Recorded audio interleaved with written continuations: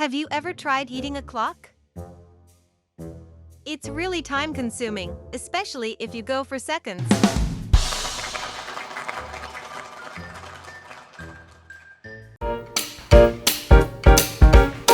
I had a hard time figuring out why I don't consider cottage cheese truly cheese.